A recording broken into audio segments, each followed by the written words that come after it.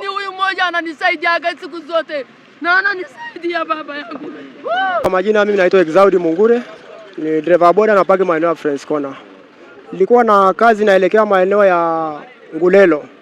Tulipofika Sanawari karibia na wanaita Waterfront hapa.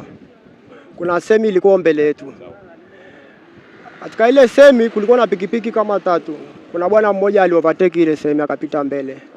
Mita kama 10 kutoka semi ilipo alipanda ipevini ya barabara. Nafikiri umepaona alipopanda. Akadondoka. Ile pikipiki kafanya kabla imegeuka ikamdondosha, mtoa pembeni akapasuka kichwa. Lakini hakuguswa na gari kabisa. Na kwa maelezo ni kwamba ile jamaa sio driver wa pikipiki na anaonekana alikuwa amekunywa. Sababu tulipomsogelea pale kumgeuza alikuwa na harufu ya pombe. Ndio. Ni kwanza ni mwendo aliokuwa nao wa pikipiki na kuna maelezo kwamba ana uzoefu wa pikipiki. Kwa hiyo alipogusa ile paving ya barabarani ile pembeni, unajua pikipiki unapokuwa kwenye speed hata inzi anaweza akakudondosha. Alikuwa kwenye mwendo mkali kweli kusaga. Aligonga ukuta wa barabarani kama paving, alafu baadaye akagonga zile chuma. Kwa yule mnyororo wa zile chuma wakawa wamemshika kamtoa barabarani. Mwanangu mimi osi yangu kwa bodaboda wenzangu mimi nilichokuwa naomba, jamani tunaomba tupunguze speed ambazo hazina maana. Kwa sababu ni sawa matatizo yapo barabarani, shetani yupo kazini, lakini kuna style inatakuwa tu mtu tembee barabarani kwa uangalifu zaidi, kwa sababu ukiwa haupo speed kuna kitu inaweza katokea mbele yako na una uwezo wa kupambana ukaizuia, lakini ukiwa kwenye speed utaweza kuizuia. Huyu jamaa leo amefanya nini?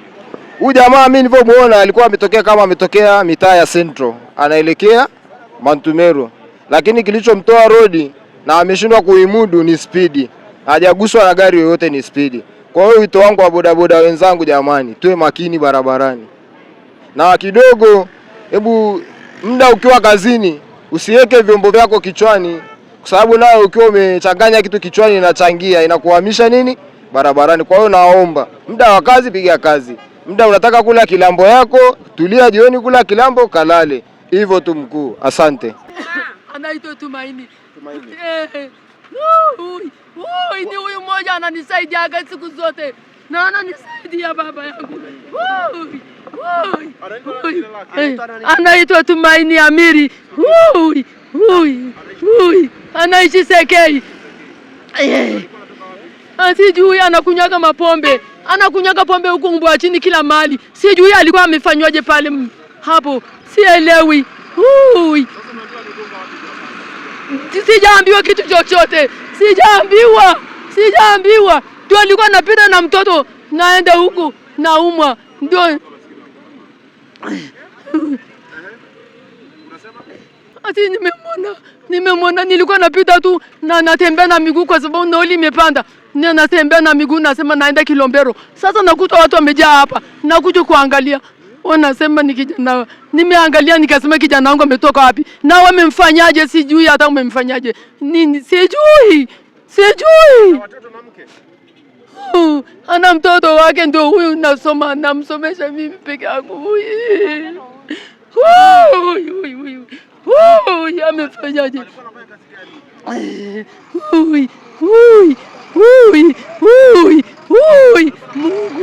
Mungu kwa wapi? Mungu uko wapi? Mungu wapi? Mungu wa madhabahu iko wapi? Mungu wa Enesmo iko wapi? Mungu wa Enesmo iko wapi? Nakujaga kwewe. Naenda kwenye maombi ya Enesmo.